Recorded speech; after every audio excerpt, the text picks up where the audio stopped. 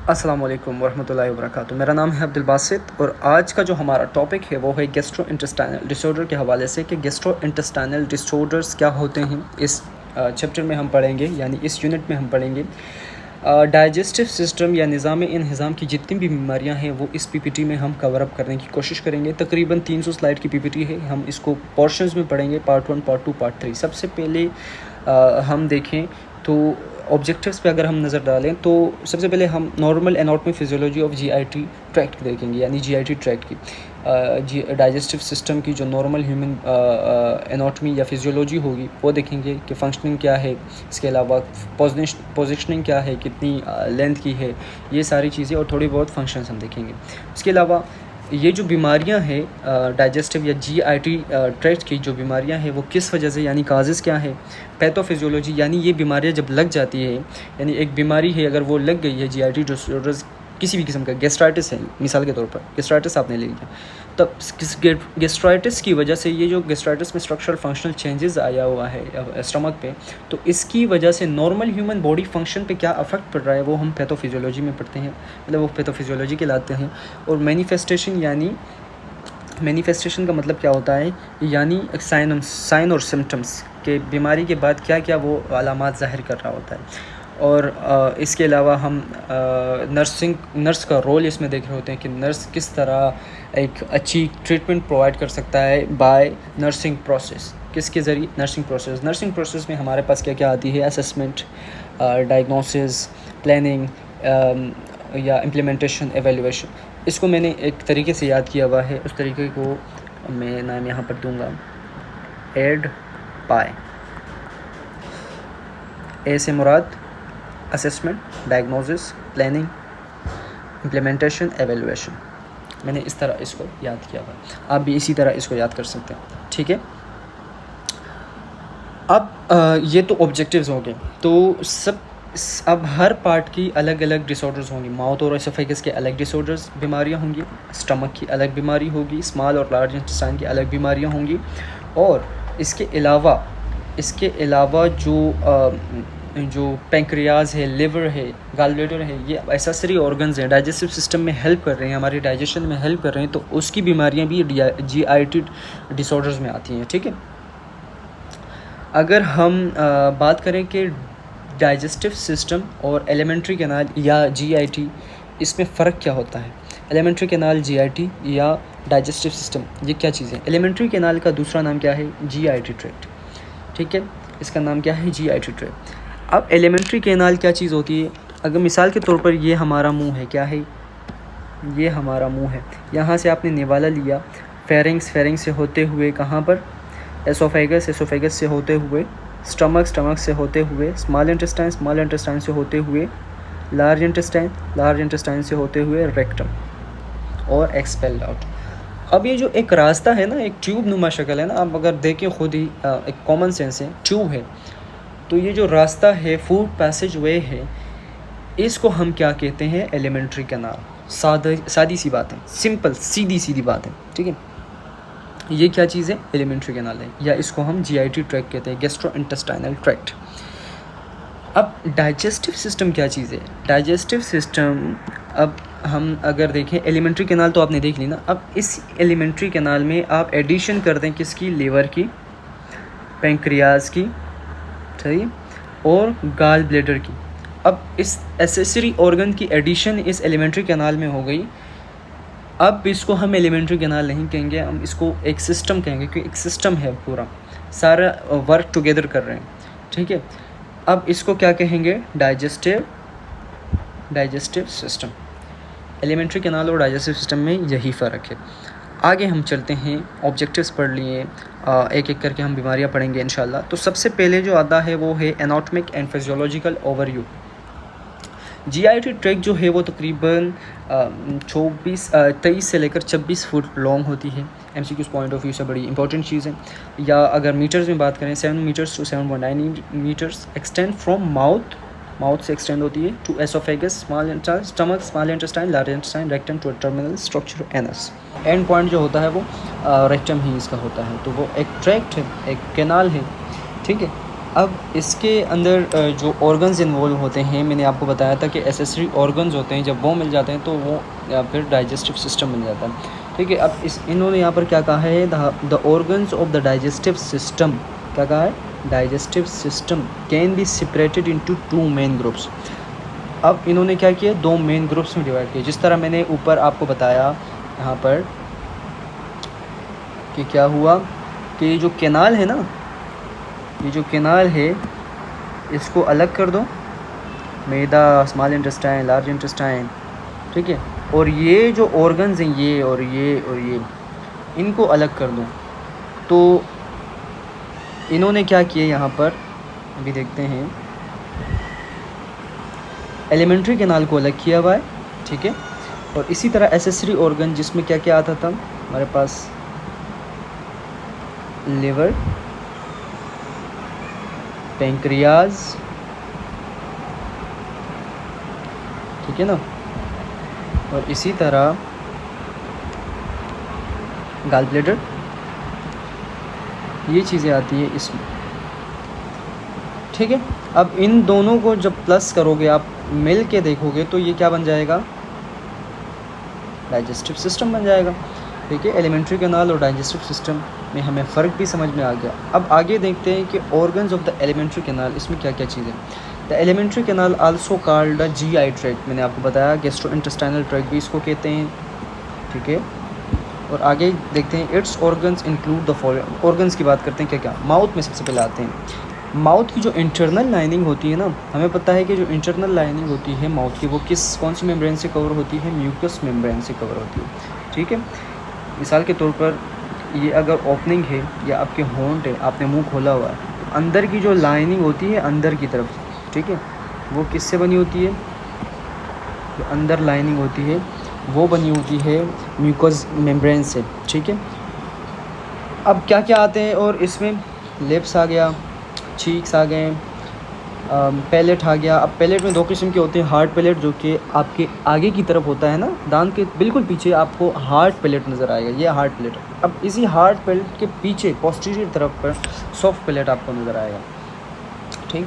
जो चत बनाते हैं, तो हमने बात की कि पैलेट आता है, पैलेट में 2 किस्म के, सॉफ्ट पैलेट और हार्ड पैलेट, ठीक है। उसके बाद टंग, ज़बान, ये हम माउथ के जो चीज़ें माउथ में आ रही हैं वो हम देख रहे हैं। और लिंगुअल फ्रेन्यूलम, अब लिंगुअल फ्रेन्यूलम क्या चीज़ है, ये आपने अगर ज़बान मैं आपको तस्वीर ही दिखा देता हूँ इसकी, है लिंगुअल फ्रेन्यूलम, क्या चीज़ है, लिंगुअल फ्रेन्यूलम। अब इसका काम क्या होता है कि ज़बान को इस नीचे की हिस्से के साथ, ये नीचे जो बेस है इसका, इसके साथ कनेक्ट करता है, और मूवमेंट यानी स्पीकिंग वगैरह में और मूवमेंट में, ज़बान की मूवमेंट में हेल्प करता है, ठीक है।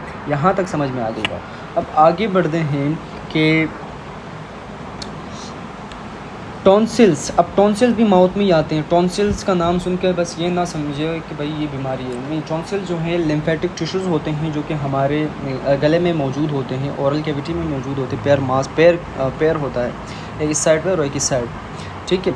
और ये सबसे पहले अगर पैथोजन आता है तो सबसे पहले इसके साथ एक्सपोजर होता है। आपने कई बार देखा होगा कि गला ख़राब होता है, टॉन्सिल्स बढ़ जाते हैं, तो वो टॉन्सिल्स इसलिए बढ़ते हैं कि जब पैथोजन आता है तो सबसे पहले ये टॉन्सिल्स जो है उस पैथोजन को यहीं पर पकड़ लेते हैं, जकड़ लेते हैं। जब पकड़ते हैं तो यहाँ पर फिर फाइट चलती है।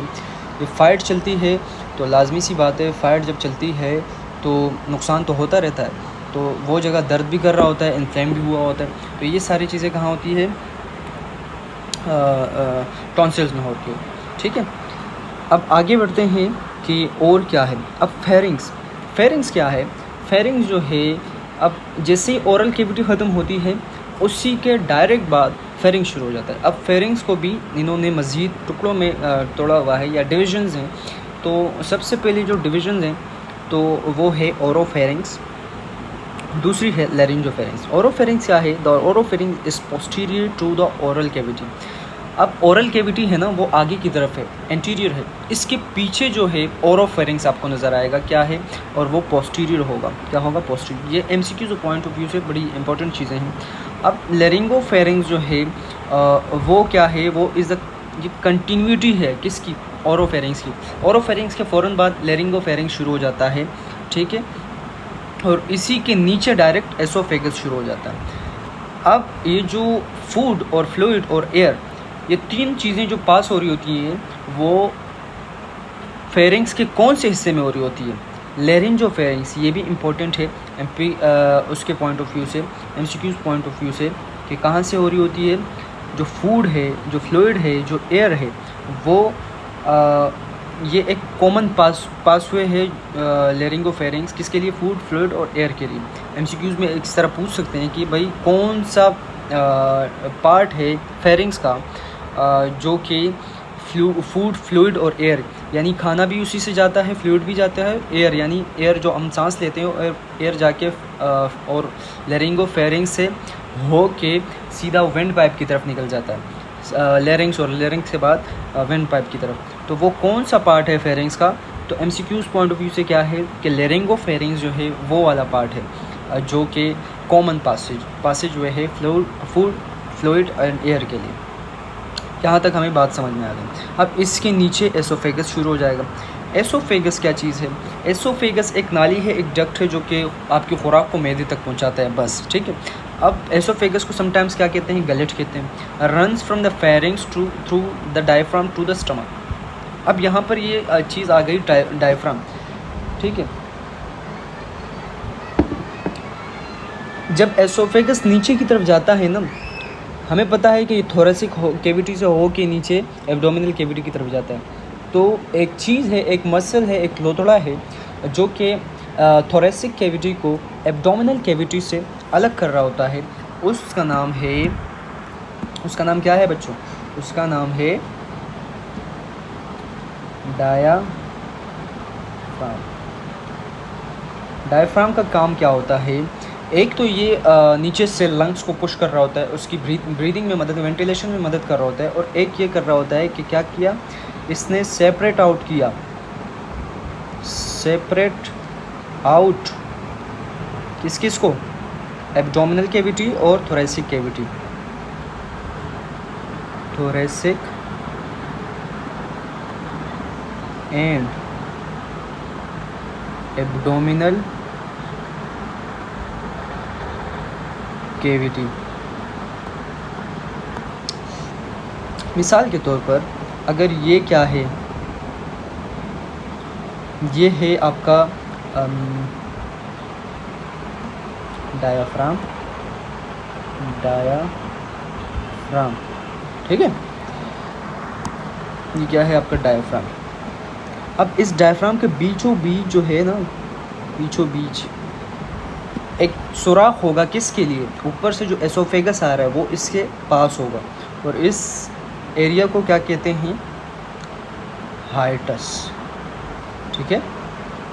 ये बात याद रखो, इस एरिया को हाइटस कहते हैं। यहीं से एसोफेगस पास हो रहा होता है। तो ये यही बात कर रहा है यहाँ पर कि जो एसोफेगस है वो runs from the pharynx through the diaphragm to the stomach, उसके बाद स्टमक में चला जाता है। अच्छा, अब इसकी साइज़ और फंक्शन की बात करें तो साइज़ और फंक्शन की जब बात कर रहे हैं तो हम देखेंगे कि तकरीबन 25 सेंटीमीटर ये क्या है? 25 सेंटीमीटर ये लॉन्ग है। अगर इंचेस में बात करें तो 10 inches. It is essentially a passage way that conducts food by peristalsis to the stomach.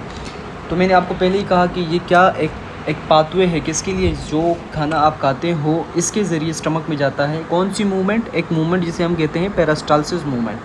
कौन सी मूवमेंट? Peristalsis movement. अब ये एक ऐसी मूवमेंट है कि ये वेवी मूवमेंट है। इस तरह की मूवमेंट होती है। कैसी? वेवी मूवमेंट हो रही होती है यहाँ पर। वेव आपने देखे होंगे कि समंदर में जिस तरह की वेव बनती है, इसी तरह एसोफेगस में भी वेवी मूवमेंट हो रही होती है, और जो खाना आपकी एसोफेगस में होता है वो नीचे की तरफ पुश हो रहा होता है, ठीक है। इस मूवमेंट को क्या कहते हैं? पेरिस्टाल्सिस। अब स्ट्रक्चर की बात करें तो the walls of the alimentary canal organs from the esophagus to the large intestine are made up of same 4 basic tissue layers or tunics। Layer और ट्यूनिक एक ही चीज़ है, ठीक है। अब यहाँ पर ये क्या बात कर रहा है? ये बात कर रहा है कि एसोफेगस से लेकर लार्ज इंटेस्टाइन तक, कहाँ से? एसोफेगस से लेकर लार्ज इंटेस्टाइन तक ये जो वॉल बना हुआ है, इनकी जो दीवारें बनी हुई है वो 4 बेसिक टिश्यू लेयर से बनी होती है, सेम बेसिक टिश्यू लेयर है, ठीक है। हम उनके बारे में पढ़ते हैं कि वो क्या क्या है। अच्छा, मिसाल के तौर पर ये क्या है, ये क्या है, ये एसोफेगस है और ये मैदा है, ठीक है। ये स्मॉल इंटेस्टाइन, ये लार्ज इंटेस्टाइन। तो ये इनकी जो दीवारें हैं, ये दीवारें जो हैं, ये जो दीवारें हैं, इनको अगर मैं ज़ूम आउट करता हूँ इस पार्ट से, यहाँ पर मैंने ये वाला पार्ट लिया और इसको मैंने ज़ूम आउट किया, तो इसकी ये दीवार जो है एसोफेगस से लेकर यहाँ तक, ठीक है, स्मॉल लार्ज इंटेस्टाइन तक, सेम 4 लेयर से बनी होती है। अब वो 4 लेयर कौन कौन सी है? सबसे पहले वाली जो लेयर है वो क्या है? म्यूकोज़ा, ठीक है। सबसे inner most layer, inner most अंदर वाली, सबसे इनर मोस्ट। अब म्यूकोज़ा के नीचे जो लेयर है वो क्या है? सब म्यूकोज़ा, ठीक है। अब इसके नीचे, सब म्यूकोज़ा का नीचे कौन सी वाली है? मस्क्यूलरिस एक्सटर्नम, जो पेरिस्टाल्सिस मूवमेंट में मदद कर रही होती है आपकी, ये मसल से, स्मूथ मसल से मिलकर बनी होती है। और सबसे आखिर में जो आती है वो क्या है? सेरोज़ा, ठीक है। सबसे आउटर लेयर सेरोज़ा, सबसे इनर लेयर म्यूकोज़ा। ये MCQs पॉइंट ऑफ व्यू से याद रखने वाली बातें हैं। सबसे इनर मोस्ट क्या है? म्यूकोज़ा, सबसे आउटर मोस्ट सेरोज़ा, ठीक है। अब हम पढ़ते हैं इसकी लाइनिंग्स, म्यूकोज़ा लेयर पढ़ते हैं, ठीक है। तो हमने पढ़ी कि 4 बेसिक टिश्यू लेयर से मिलकर बनती हैं। तो सबसे इनर मोस्ट जो है वो क्या है? म्यूकोज़ा। अब ये जो म्यूकोज़ा है ये क्या कर रहा है? दैट लाइन्स द ऑर्गन, अंदर की जो ऑर्गन अंदर से खोखले होते हैं, ठीक है। अब अंदर की जो लाइनिंग होगी वो कौन बनाएगा? म्यूकोज़ा बनाएगा। म्यूकोज़ा किस चीज़ से बना होता है? Consist of primary surface epithelium. अब ये चीज़ें जो हैं ये MCQs पॉइंट ऑफ व्यू से बड़ी ज़बरदस्त और बड़ी इंपॉर्टेंट चीज़ें होती हैं। Plus a small amount of connective tissue या लेमिना प्रोप्रिया। जो चीज़ें ज़्यादा डार्क की होती हैं, मतलब ये काम की चीज़ें। और कुछ अमाउंट ऑफ लेमिना प्रोप्रिया किस में होता है? म्यूकोज़ा में, ठीक है। अब अगर सब म्यूकोज़ा की बात करें तो सब म्यूकोज़ा से नीचे होता है। अब सब म्यूकोज़ा में आपको ब्लड वेजल्स भी दिखाई देंगी, इसमें नर्व एंडिंग्स भी दिखाई देंगी और लिम्फ नोड्यूल्स भी। हालांकि म्यूकोज़ा में ये चीज़ें नहीं थी। म्यूकोज़ा न्यूट्रिएंट्स कहाँ से लेता है? जब उनके पास ब्लड वेजल्स नहीं है। म्यूकोज़ा न्यूट्रिएंट्स सब म्यूकोज़ा से लेता है। म्यूकोज़ा सब म्यूकोज़ा पर डिपेंडेंट रहता है, क्योंकि सब म्यूकोज़ा में ब्लड वेजल्स भी हैं, नर्व एंडिंग्स भी हैं, लिम्फ नोड्यूल्स भी है, लिम्फेटिक वेजल्स भी हैं। यहाँ तक बात समझ में आ गई। अब सब म्यूकोज़ा किस चीज़ से मिलकर बना होता है? सॉफ्ट कनेक्टिव टिश्यू, ठीक है। ये सॉफ्ट कनेक्टिव टिश्यू से मिलकर बना होता है। यहाँ पर ब्लड वेजल्स मौजूद होती हैं, nerve endings, lymph nodules and lymphatic vessels. अब इसके बाद अगर हम बात करें मस्क्यूलरिस एक्सटर्ना, क्या? Muscularis externa. अब मस्क्यूलरिस एक्सटर्ना जो है वो तीसरी लेयर है जो कि सब म्यूकोज़ा के बाद आती है। और ये किससे बनी? अब इसकी भी मज़ीद 2 डिविजन्स है, इनर सर्कुलर लेयर और आउटर लॉन्गिट्यूडनल लेयर। अब ये जो है एक स्मूथ मसल है, मस्क्यूलर एक्सटर्ना क्या है? स्मूथ मसल है, जो कि 2 किस्म की लेयर से मिलकर बना होता है। इनर सर्कुलर लेयर, जो अंदरूनी होंगी वो सर्कल इस तरह की होंगी, सर्कुलर लेयर, ठीक है। और बाहर वाली कुछ इस तरह की, लॉन्गिट्यूडनल, ठीक है। अब ये दोनों अल्टरनेट वे में काम कर रही होती है, अल्टरनेट वे में काम कर रही होती है। किस तरह? मिसाल के तौर पर अगर इनर सर्कुलर लेयर जो है वो कॉन्ट्रैक्ट होगी तो आउटर लेयर जो है, जो कि लॉन्गिट्यूडनल है, वो क्या होगी? अगर एक कॉन्ट्रैक्ट हो रही है तो दूसरी रिलैक्स होगी, दूसरी कॉन्ट्रैक्ट हो रही है तो पहली वाली रिलैक्स होगी। इस तरह ये काम कर रही होती है और इस तरह पेरिस्टाल्सिस मूवमेंट जो है वो क्रिएट हो रही होती है। अब सेरोज़ा सबसे आखिरी वाली होती है, the outermost layer of the wall that consist of a single layer of flat serous fluid producing cells. यहाँ पर ये बात समझने की। अब यहाँ पर जो flat serous fluid producing sales कहा है, ये यहाँ पर किसको कहा है? एपिथीलियम। राइटिंग के साथ थोड़ी सी कोऑपरेट करो। अब एपिथेलियम से मिलकर बना होता है और ये क्या कर रहे होते हैं, सेरस फ्लूइड प्रोड्यूस कर रहे होते हैं। अब ये फ्लूइड क्या काम कर रहा होता है, बॉडी में जहाँ भी फ्लूइड होगा वो ल्यूब्रिकेशन का काम करेगा, वो आपको फ्रिक्शन से बचाएगा। जब भी ये पेरिस्टालसिस मूवमेंट होगी या डाइजेशन होगी तो ये जो ऑर्गन्स हमारे जीआईटी ट्रैक्ट में है ये जो है मूवमेंट करेंगे, और इन मूवमेंट से जो पेरिटोनियल कैविटी है या बाहर के जो और ऑर्गन्स हैं उनके साथ ये फ्रिक्शन होने के चांसेस ज़्यादा होते हैं। तो ये फ्लूइड क्या करता है, उन फ्रिक्शन को रिड्यूस करता है, उस फ्रिक्शन को रिड्यूस करता है ताकि नुकसान कम से कम हो। ठीक है। अब सेरोज़ा का दूसरा नाम विसरल पेरिटोनियम है, क्योंकि ये सेरोज़ा जो है विसरल जो पेरिटोनियम है उसी का पार्ट है। ठीक है, आगे बढ़ते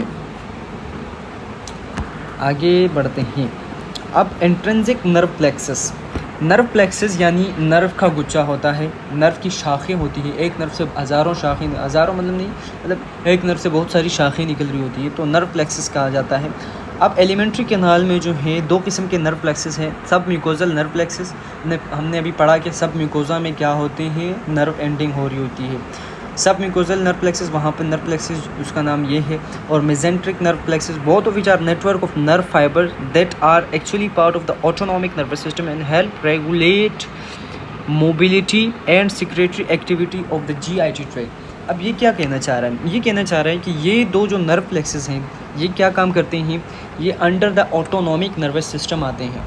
किसके अंडर काम कर रहे होते हैं, ऑटोनॉमिक नर्वस सिस्टम। हमें पता है कि जब हम खाना खाते हैं, जब आपका निवाला अंदर चला जाता है सोफे के अंदर, क्या आप वो आपके इख्तियार में होता है कि आप दोबारा उसको निकाल सकें? नहीं, वो आपके इख्तियार में नहीं होता, वो इनवॉलंटरी कंट्रोल है। इसी तरह डाइजेशन इनवॉलंटरी कंट्रोल है। तो ये जो डाइजेशन को कंट्रोल कर रहा होगा वो कौन कर रहा होगा, इनवॉलंटरी वाला नर्वस सिस्टम। अब इनवॉलंटरी वाला नर्वस सिस्टम का नाम क्या है, ऑटोनॉमिक नर्वस सिस्टम। दो किस्म के नर्वस सिस्टम है हमारे पास, एक होता है सोमैटिक नर्वस सिस्टम और एक होता है ऑटोनॉमिक नर्वस सिस्टम।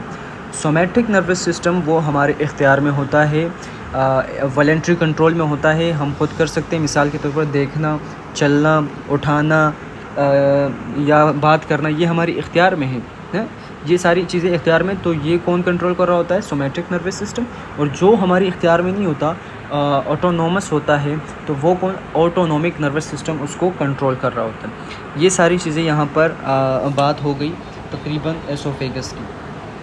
अब आगे चलते हैं, ये चीज़ें हमने पढ़ ली। अब disorders of mouth and oesophagus. ठीक है, अब हम डिसऑर्डर्स देखेंगे किस पार्ट के भैया, किस पार्ट के, माउथ के और एसोफेगस के। इन दोनों पार्ट्स के हम क्या पढ़ेंगे, डिसऑर्डर्स पढ़ेंगे आगे जाके। स्टोमाटाइटिस, क्या स्टोमाटाइटिस, सबसे पहले क्या आया, stomatitis. What is stomatitis, what is stomatitis, it's a very interesting topic. So itis जहाँ आता है इसका मतलब क्या है कि ये क्या है, इन्फ्लामेशन है। क्या है, इन्फ्लामेशन है। स्टोमा मतलब माउथ।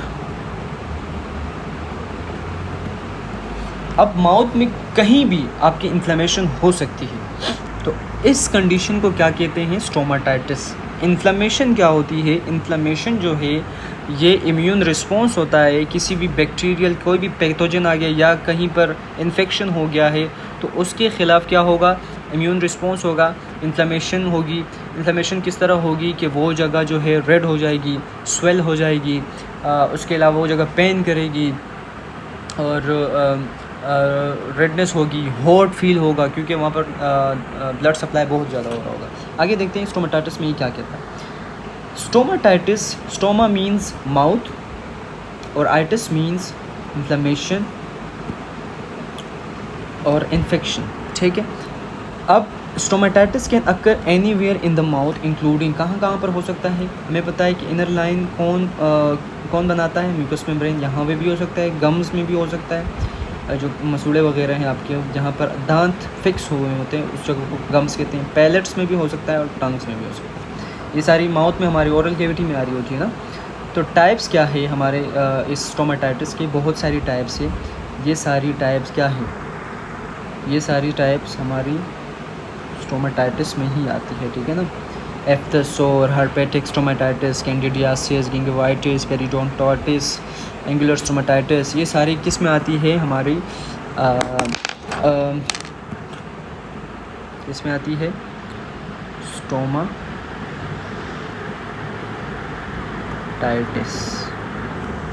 ये हमारे स्टोमाटाइटिस में आती है। अब एक एक करके हम पढ़ेंगे।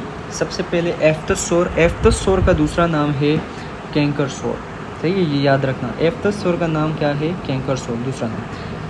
अब सबसे पहले इन्होंने क्या यहाँ पर दिया हुआ है कि भाई ये किस तरह का दिखता है, ये बातें कर रहे हैं। क्या बातें कर रहे हैं? कि किस तरह का दिखता है।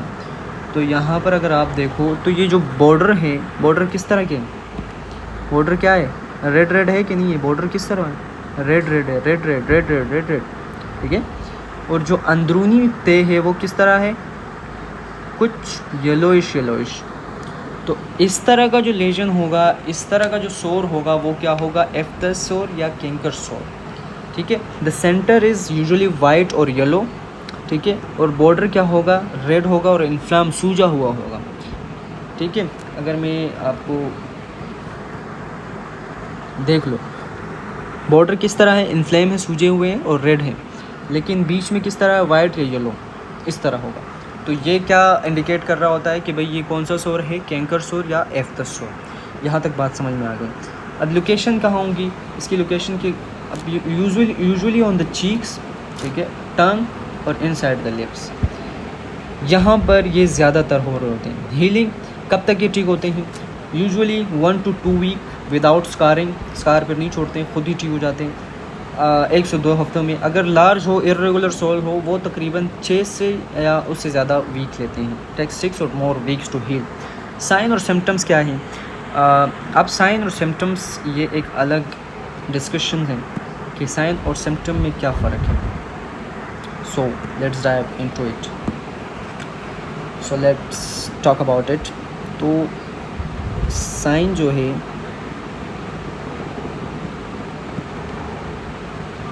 साइन जो है ये कौन ऑब्ज़र्व कर रहा होता है? हेल्थ केयर ऑफिशियल या डॉक्टर ऑब्ज़र्व कर रहा होता है, ठीक है। यानी ब्लड प्रेशर बढ़ा हुआ है, टेम्परेचर राइज़ हुआ हुआ है, टेम्परेचर राइज़ हुआ हुआ है, बीपी आपका बढ़ा हुआ है, हार्ट रेट आपका स्लो है या कुछ भी है, ये डॉक्टर ऑब्ज़र्व कर रहा है ना। या आपको स्वेलिंग है कहीं पर या एडीमा हुआ, ये डॉक्टर ऑब्ज़र्व कर रहा है, यानी ये ऑब्जेक्टिव है, ठीक है, खुद डॉक्टर देख रहा है। तो इस तरह का, इसको क्या कहेंगे? ये साइन है। क्या है? साइन। अब आते हैं सिम्टम्स पर। सिम्टम्स, सिम्टम्स क्या है? सिम्टम्स वो जो पेशेंट फील कर रहे, क्या जो पेशेंट फील करें। मिसाल के तौर पर वोमिटिंग, वोमिटिंग का एहसास कि भाई मुझे उल्टी आ रही है, तो ये डॉक्टर तो नहीं देख सकता ना, पेशेंट को फील होगा। सर में दर्द हो रहा है, पेन, डॉक्टर तो नहीं दे सकता ना, ठीक है। इसी तरह बहुत सारी चीज़ें हैं जो पेशेंट खुद फील करें, तो इसको हम सिम्टम्स कहते हैं। और ये क्या है? सब्जेक्टिव है, यानी पेशेंट खुद बताएगा, यानी पेशेंट खुद आपको क्या करेगा। और ये क्या है? सब्जेक्टिव है, यानी पेशेंट आपको खुद बताएगा। ये तो हो गई साइन और सिम्टम की बात, ठीक है। अब देखते हैं हम कि साइन और सिम्टम इसमें क्या है। बिगिन्स विद बर्निंग और टिंगलिंग सेंसेशन। बर्निंग और टिंगलिंग सेंसेशन, इसका मतलब यहाँ पर क्या है? ये क्या चीज़ है? ये है सिम्टम, यानी ये पेशेंट को फील होगा, आपको तो नहीं पता चलेगा, बर्निंग उसको हो रही है, तो ये क्या है? ये है symptom. Slight swelling can be painful. अब स्लाइट स्वेलिंग, स्वेलिंग जो होगी वो डॉक्टर को नज़र आएगी, बिल्कुल आएगी, स्वेलिंग डॉक्टर को नज़र आएगी, तो वो क्या है? साइन है। And can be painful and not associated with fever. अब बहुत सारे छाले ऐसे होते हैं जो फीवर यानी बुखार के साथ आ रहे होते हैं, लेकिन ये वाला जो है ये फीवर के साथ एसोसिएटेड नहीं है, ठीक है। इसके काजेज़ क्या है? किन वजूहात की वजह से हो सकती है? इमोशनल और मेंटल स्ट्रेस, ठीक है, hormonal factor, minor trauma, allergies, acidic food, dietary deficiencies, इसकी वजह से ये सारी चीज़ें हो रही होती हैं। अब हमें पता है कि जो इंटरनल म्यूकोजल लाइनिंग है ना, वो किस चीज़ से बनी होती है? वो बनी होती है एपिथेलियल सेल से। अब सेल्स आ गए हैं तो सेल जो है, अब सेल आ गए हैं,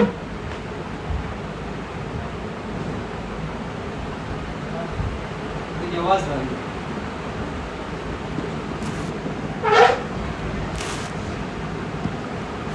अब सेल आ गए हैं एपिथेलियल सेल। क्या? Epithelial cell.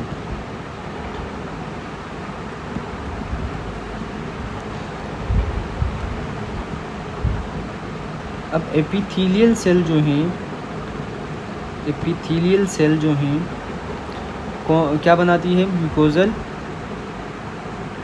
म्यूकोजल लाइनिंग, ठीक है। तो सेल को डिवाइड होने के लिए बहुत सारी न्यूट्रिएंट्स चाहिए होते हैं, ठीक है, न्यूट्रिएंट्स चाहिए होते हैं। अब इसी न्यूट्रिएंट्स में एक है विटामिन B12 या फॉलिक एसिड, ठीक है ना।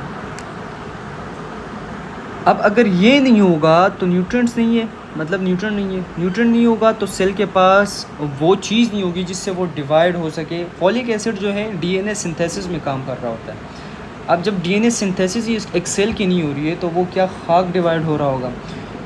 तो इस वजह से जब वो डिवीज़न नहीं हो रही होती तो वहाँ पर वो जो सेल्स हैं वो ख़राब होने लगते हैं, मरने लगते हैं, डेड होने लगते हैं, क्योंकि सेल को डिवाइड एक हद तक सेल ज़िंदा रहते हैं, उसके बाद वो डिवीज़न करता है ताकि नए सेल बने, ठीक है।